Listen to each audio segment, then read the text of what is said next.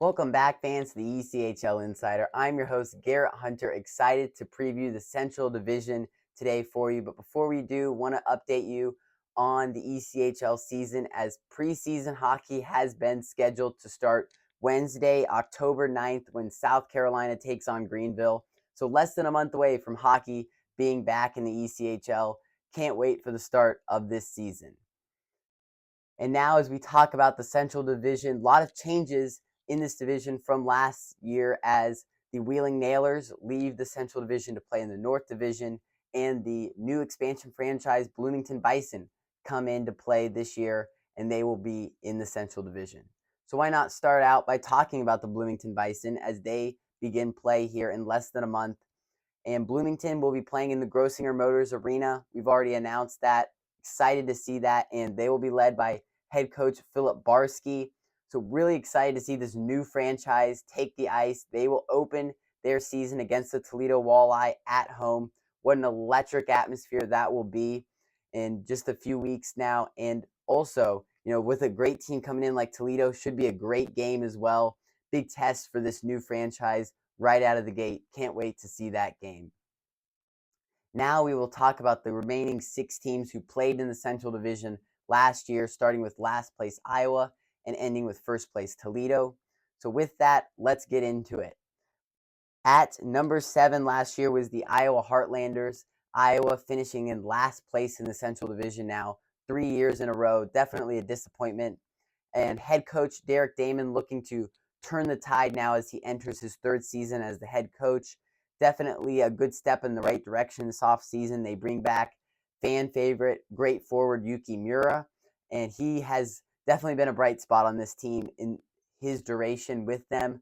I think he brings a lot of leadership to this Heartlanders team as they will be bringing in a lot of new talent this year, looking to change the narrative in Iowa, hoping to get to their first postseason as they enter a new year.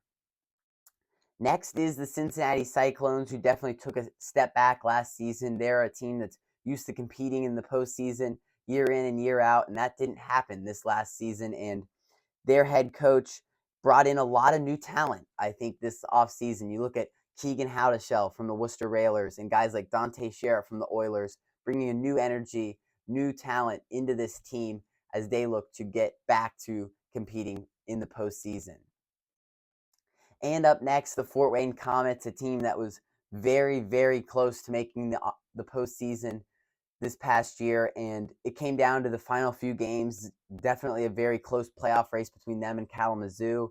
A lot of close games between them and the Wings, really down the stretch in March and April, and the outcome of those games is what determined, Kalamazoo making the playoffs and Fort Wayne being left on the outside looking in. But I think Fort Wayne, they're looking to not really change the narrative a little bit, but just bring in some new talent that gets them over the edge, gets them into the postseason again, because we know this team, not too many years ago, they were hoisting the Kelly Cup, right? So they know that they got the talent. They know that they got the skill. They've been there, done that, but they got to bring in the new talent, so they can get back to competing to win the Kelly Cup. And up next at number 4, the Kalamazoo Wings. The Wings finally made the postseason. Exciting for them as they were in that tight playoff race with the Fort Wayne Komets, but it did end quick for them.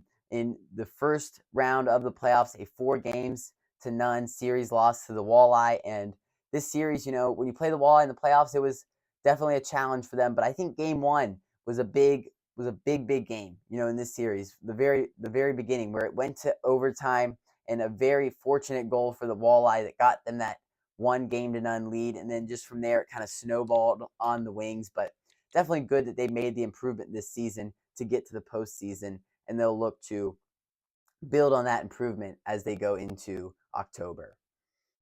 Up next is the Indy Fuel. The Fuel also made the playoffs for the 2nd straight season, and Indy, though, for the 2nd straight season, lost in the first round, 4-1 to the Wheeling Nailers, and they were just really thoroughly outplayed, it felt like, in this series. They did have one blowout win in game 2, but after that, Wheeling took control of this series, really, and was able to finish it off in game 5. So for Indy, you've had these good regular seasons, but postseason success hasn't been there the last 2 seasons as they get eliminated in the first round. They look to change that narrative this year, be able to make a deep playoff run. But a team like Wheeling last year, definitely hard to get past, and Indy definitely fell to a great Nailers team in the postseason.